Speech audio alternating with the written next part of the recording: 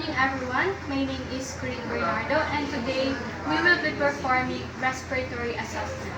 So this exam involves obtaining subjective and objective data, which will provide us substantial cues related to issues associated with our body's ability to obtain adequate oxygen to perform daily functions. So this procedure involves four main steps, which include inspection, palpation, percussion, and auscultation. So to start off with our assessment, I will first gather all the necessary supplies, which includes the stethoscope and the pulse oximeter, and then proceed in performing safety steps. First is to perform hand hygiene, and then checking the room for transmission-based precautions, and providing for clients' privacy by closing the curtains and closing the door. So now I will introduce myself. Hi ma'am, my name is Queen Bernardo, your nurse for today. Can I see your ID band please? Alright, so for verification purposes, can you please state your name and birthday? I am Diana Christian Corona and my birthday is April 16. Alright, ma'am. So today we will be assessing your respiratory on thorax and lungs. So this exam will take about 5 minutes and it will involve answering my questions truthfully and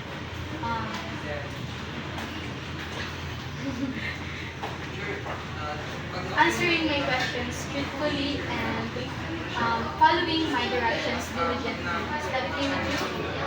Alright, so this procedure, it will involve touching your chest. So please don't worry because this will be done professionally. Okay? Wait lang, babe. Uy, may nagkaroon.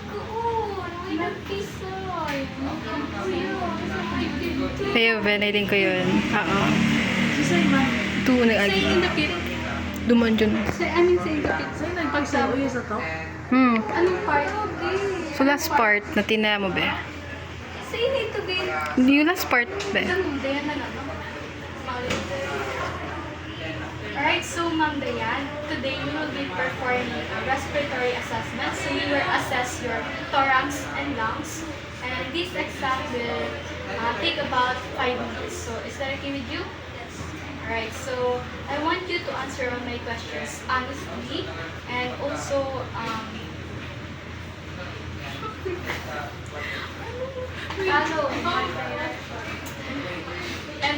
follow my directions diligently. Is that okay with you? Yes. Alright, so next step is to obtain subjective data by obtaining or questioning about the past health history. So, Ma'am Dayan, in the past few days, do you have difficulty breathing or shortness of breath? Alright, so Ma'am, do you smoke? Alright, so do you have any history of lung problems such as asthma, emphysema, or bronchitis? Alright, that's good. So after obtaining the subjective data, we will now proceed to obtaining the objective data. First, the inspection. First is the infection. So I will start off by observing the client's chest, assuming that the gown is moved aside and I can see the chest of the patient. Okay, so note the skin color also, making sure there are no paleness or any cyanosis. Alright, and then also check for the chest symmetry and the chest expansion. And then I can also notice that the breathing patterns, the rate and the rhythm is within normal limits. Right, so we will now proceed in checking the oxygen saturation and the pulse of the patient just to make sure.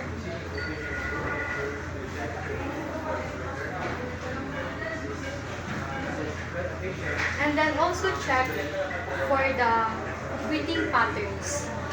So In checking for the respiratory rate, we will check it for 1 full minute.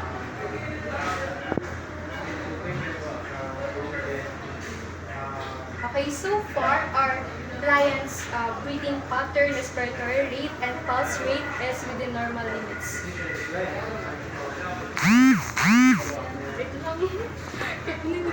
Nagdadala na yung guro ako.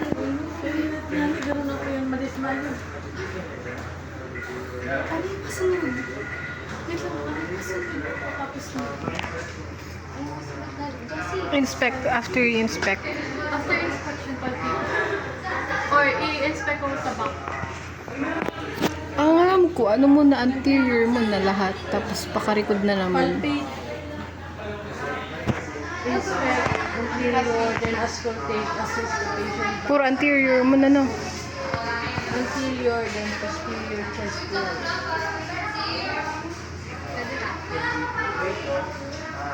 Alright, so after inspection, we will now proceed to palpation. So, I will palpate it bilaterally from the apex to the bottom. So, do you feel any tenderness or pain? So, can you lift your... Alright? So, while palpating, also inspect for any bumps, muscles. So, while palpating, also inspect for bumps, muscles, or any abnormalities in the skin. So far, the client is normal.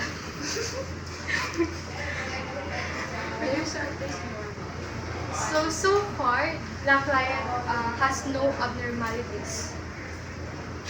And then we will now proceed in percussion. So we will be percussing the client's chest from left to right to compare.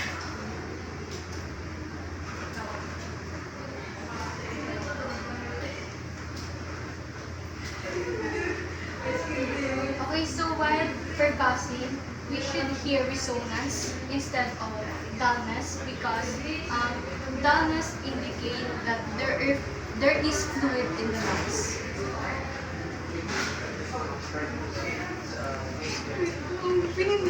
Go lang, be. Bakit pinagigigibot ko? Ayun. Ah. Kaya manos ka muna ako. Hindi ko na kaya.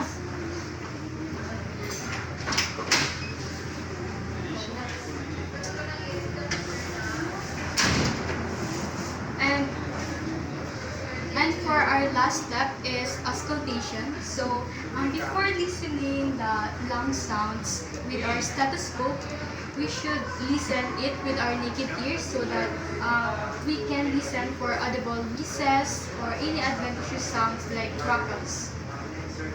Alright, so far the patient has no wheezes or crackles. Now we will proceed in auscultation.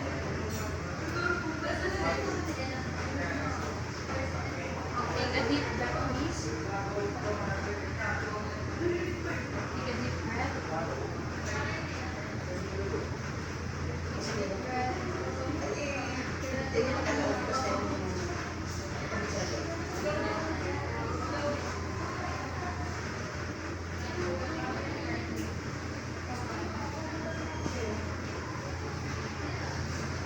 Can you stand up for me, please?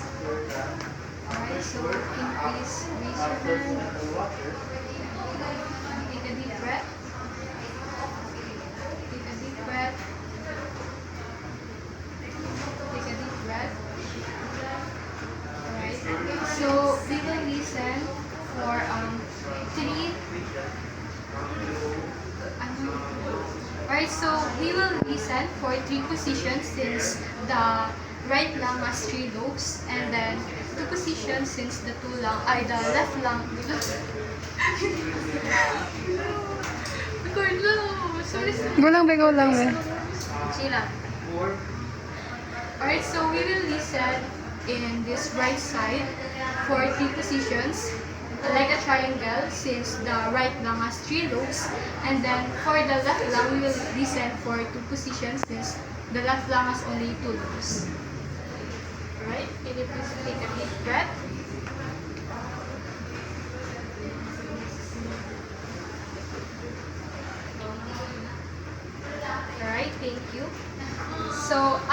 exact same for the anterior part. We will now proceed in the posterior part. So we will do just the same. First is to inspect for any signs of cyanosis, loose discoloration, paleness, or any lesions. And then we're going to palpate to assess for tactile feelings. So like this. Can you please say the word 99? 99. 99. Alright, thank you. And now we will just do the same.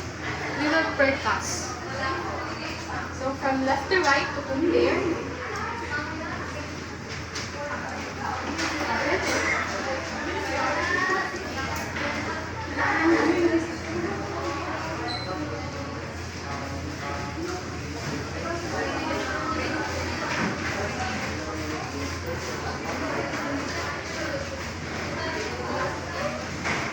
Mas na-deliver. Go lang, be. And then after percussion, we will now auscultate.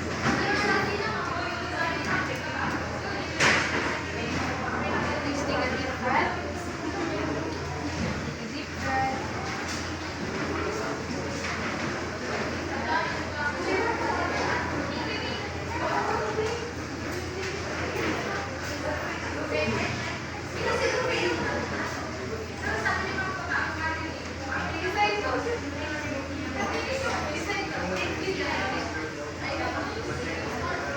Alright, thank you. So you can now sit. So, wait lang, last na. Sorry ko lang ako. Hindi man, be. So,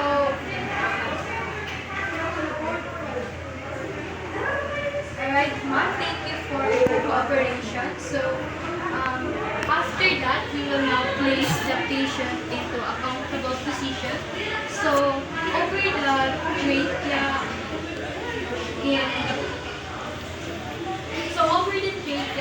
in here, I hear bronchial sounds, which is normal. At the center of your sternum, Hmm.